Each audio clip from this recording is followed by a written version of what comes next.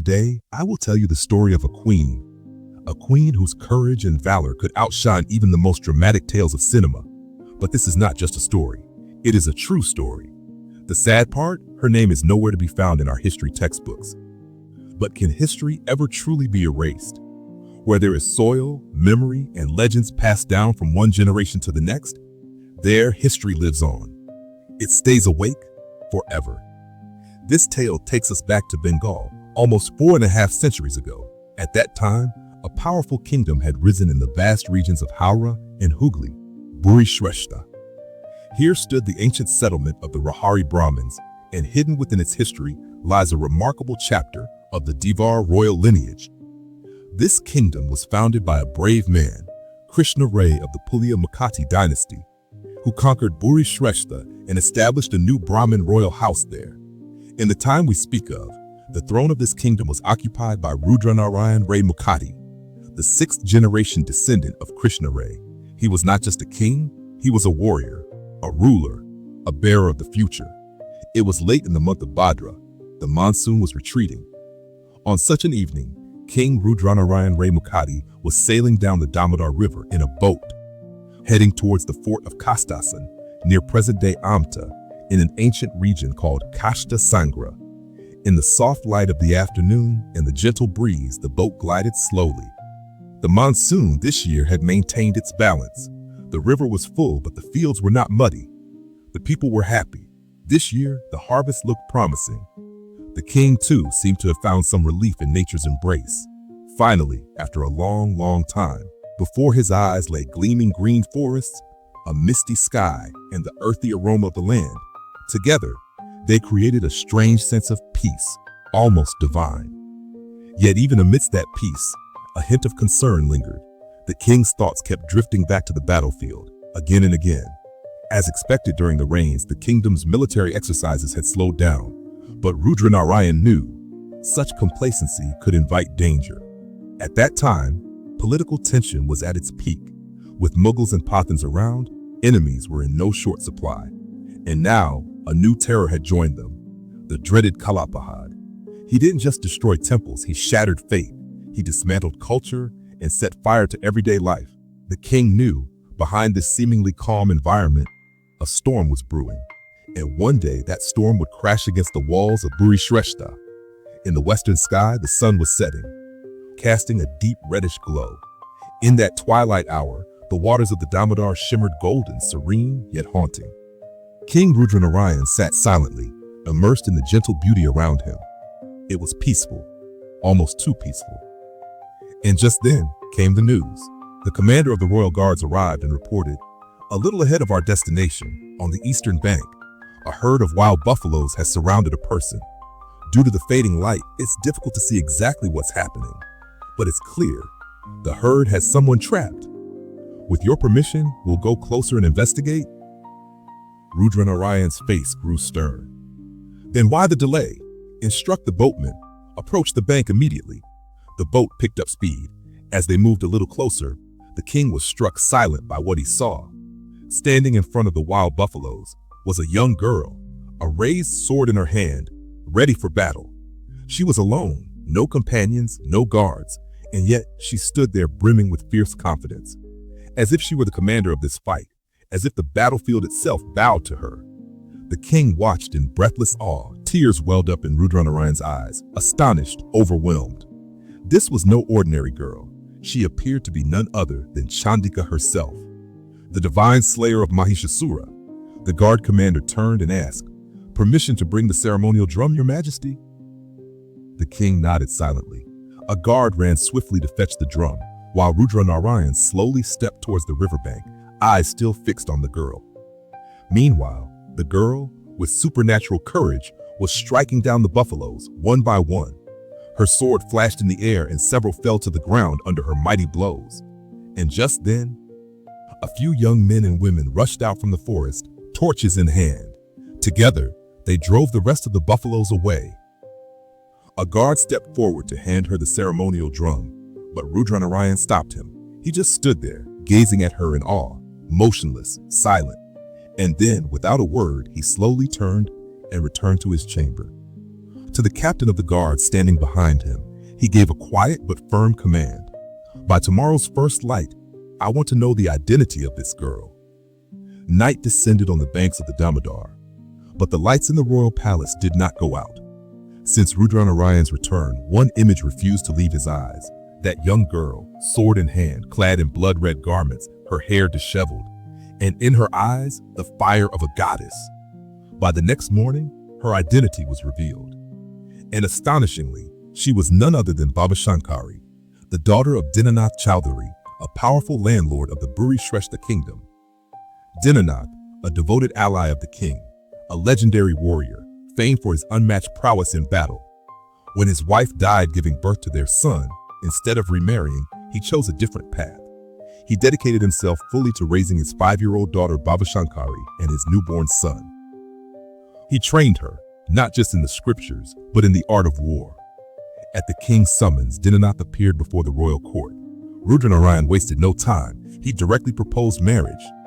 But upon hearing the proposal, Dinanath's face grew somber. Surprised, the king asked, "Do you refuse the proposal? Is there any objection?" Bowing his head, Dinanath replied slowly, "No, your majesty, but my daughter has taken a strange vow. She has declared she will only marry the one who can defeat her in a duel." He paused, then added, "She has learned the art of war from me, and though she is a girl, her sharpness, her courage, they have surpassed even my own. That is why I hesitate to present such a proposal to your majesty." Rudranarayan smiled, gently yet with pride in his voice. "Bhavashankari is a true warrior," he said. "There is no need to defeat her. Let her come into this kingdom as a victor." And so, with grand celebration, the marriage of Rudranarayan and Bhavashankari was solemnized. But Bhavashankari did not remain merely a royal consort. She did not retreat into the confines of the royal quarters.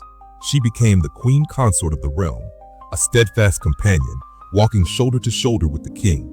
Together they built a new home on the banks of the Damodar, and with Bhavashankari's courage and wisdom, a new chapter began in the history of Bhuri Sreshtha. The skies over 16th century Bengal were filled with turbulent political storms. Emperor Akbar sat on the throne of Delhi, but the shadow of Delhi had not yet fully extended over Bengal.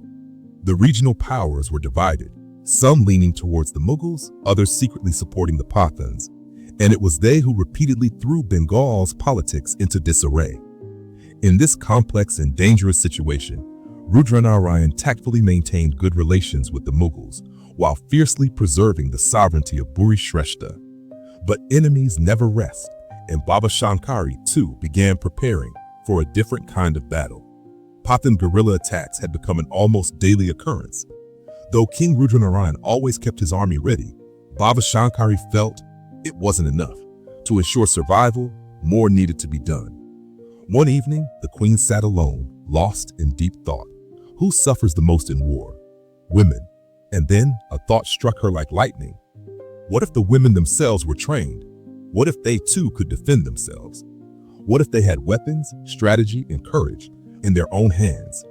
She knew society suppressed women, and during war, they were often the most vulnerable victims. But if women themselves took up arms, could it change everything? Could it transform society from within? She shared this idea with the king. Rudranarayan did not object. And then, under Queen Bhavashankari's visionary leadership, a women's military force began to take shape, a revolutionary chapter in the history of Bengal. She was not just a warrior, she became a creator of warriors. Bhavashankari began to train women, not as victims of war, but as defenders of the realm. She issued a royal decree. Every household must send at least one member for compulsory military training. And under this bold new rule, Bhuri Sreshtha rose as one of the most well-organized and powerful military forces in all of Bengal. But Bhavashankari's vision, it did not end at the land. She looked beyond. She established a royal navy. With her foresight, enemy infiltration through the rivers became nearly impossible. She renovated old forts and initiated the construction of new ones, ensuring that the kingdom remained steadfast, unshaken, indestructible in the face of its enemies. And through this brilliant leadership, even Rudranarayan, the seasoned warrior, found relief. With Bhavashankari by his side, the kingdom no longer feared the future. It was ready for it. And in those golden years, a new light entered their lives. Prince Pratap Narayan was born. But happiness was not destined to last long for Bhavashankari. Within just 5 years of Pratap's birth, she lost the greatest pillar of her life. King Rudranarayan Rai Mukhati passed away. His death struck Bhuri Sreshtha like a bolt of lightning from the sky. The entire kingdom fell into stunned silence, and Bhavashankari, she was devastated. In her husband's absence, the future seemed uncertain, dark, unbearable. She felt there was only one escape from her sorrow, self-immolation on the funeral pyre. She wished to become a sati, to end her life beside the man she loved. But the royal priest stepped forward, his voice trembling but firm. "You are not just a woman, you are the Queen Mother. If you are gone, who will protect Pratap? And who will look after the future of hundreds of such Prataps?" Those words struck Bhavashankari's heart like lightning. She stood still, tears flowing, her soul torn. And then she wiped her tears. She looked up, not as a grieving widow, but as a mother, a queen, a leader. With new resolve burning in her eyes, she stood tall before the royal throne. From such a moment of heartbreak was born a new Queen Bhavashankari, a grieving mother, an indomitable ruler, a warrior prepared for battle. Meanwhile, the Pathan army, recently defeated by the Mughals of Delhi, had retreated to Odisha. But they weren't done yet. They were watching, waiting, looking for the right moment to strike Bengal again. General Osman Khan sent envoys to Queen Bhavashankari, requesting funds and assistance. She flatly rejected the offer. "Tell your master," she said, "Bhuri Sreshtha does not support traitors." But the Pathans were not so easily defeated. Osman Khan then turned to deception. He sent spies to tempt Bhuri Sreshtha's army chief, Chaturbhuj Chakraborty, with bribes, promises, power. Bhavashankari grew suspicious, but she had no proof. Around this time, one day, Queen Bhavashankari went to offer prayers at the Kali temple of Banshdinga fort. With her were only a few female warriors and personal guards. This news reached Osman Khan's ears, and his eyes lit up. This was the opportunity he had been waiting for. Some of his chosen soldiers had already infiltrated Banshdinga, disguised as monks and merchants. Now they were ready for a sudden attack on Queen Bhavashankari, but the warning reached the queen just in time.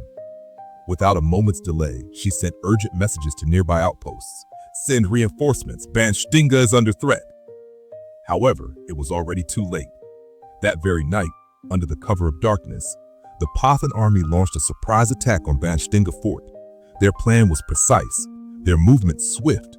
But what they hadn't accounted for was Queen Bhavashankari's fierce preparedness.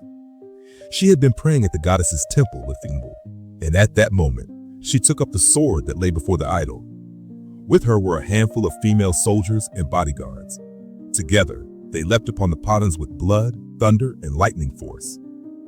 The Kali temple of Banshdinga turned into a battlefield, and that night, Bhavashankari became Chandika herself. One after another, Pathan soldiers fell to the ground. Their screams echoed and their weapons clattered uselessly against the stone. Osman Khan fled with the remaining troops. This incident sent shockwaves throughout the land. News of it reached the court of Emperor Akbar himself. The emperor took it seriously, and without delay, he sent Rajput General Man Singh to Bhuri Sreshtha. Upon arrival, Man Singh forged a cordial alliance with Queen Bhavashankari. Her sovereignty was honored, and she was granted a proud and powerful title, Rai Baghini, the royal tigress. Yes, today we may recognize the word Rai Baghini, but how many of us truly know that the first bearer of this title was Bhavashankari, a real-life heroine who rose not from legend, but from the soil of Bengal? But the story did not end there. One more daring battle still awaited her. Osman Khan returned once again, this time with an even larger force. 100 war elephants, 500 infantry soldiers, and 500 cavalry. And Bhavashankari? She did not hide. She did not falter. She climbed atop an elephant and led her army herself. Once again, under her fearless command, the Pathan army was utterly routed, defeated, disgraced. They were forced to retreat in shame. This tale of bravery, of courage, of divine fire remains a legend to this day. We may not have the full historical records, but what we do know is that Bhavashankari ruled the kingdom until her final days. And then, one day, she handed over all responsibilities to her son, Pratap Narayan. and set off alone to Kashi. There, by the banks of the Ganga, under the shadow of prayer and silence, Bhavashankari passed into eternity forever. No, history may not have given her due place in its formal pages, but the people have remembered her. Even today, in various corners across Bengal, one finds locations named after her. Fairs are held, folk songs are sung, and in the oral traditions, tales of a fearless woman continue to echo across generations. This story has not just survived, it has been elevated to the reverence of a folk deity. Rai Baghini Bhavashankari is no longer just a royal consort. She has become a symbol of feminine power, born from the very soil of Bengal. This story resurfaced once again in 1917 CE, when Bidhu Bhushan Bhattacharya published his book, Bangabirangana Rai Baghini. He wrote with conviction, "This book is not a novel, not a romance. This tale is based in historical truth." Yes, perhaps not every part is backed by written records. Perhaps Bhavashankari's character is a fusion of many brave women, but the Brahmin royal lineage of Bhuri Sreshtha, from which the poet Bharachandra Rai Gunakar descended, that lineage is undeniably historical. And perhaps, just perhaps, the valor of Bhavashankari was not hers alone. Her story is intertwined with the legacy of the Baghini women, fierce warriors who once mounted the strongest resistance against the Muslim rulers of Bengal. Even in the mighty Bhuri Sreshtha army, these Baghini warriors were invaluable. It was through their courage, through their inspiration, that Bhavashankari's all-women force came into being. So, Bhavashankari is not just one woman. She is a collective identity, a soul manifested through many women. Her name lives on, not only in Garbhavanipur, but in Bankura, in Medinipur. She is revered, she is awakened, she is a folk goddess. She cannot be dismissed as a mere figment of imagination. No, this tale of feminine power, this legacy of resistance and courage, cannot be false. Friends, if this story touched your heart, do show your support by giving it a like. Don't forget to share your feelings in the comments. Who knows, your thoughts might inspire someone else too. And to discover more such unheard tales from history, glorious legends, and the fascinating chapters of ancient Indian culture, make sure to subscribe to our channel. Tap the bell icon so you never miss an update. Come, let us rediscover together our lost heritage, the forgotten stories of India.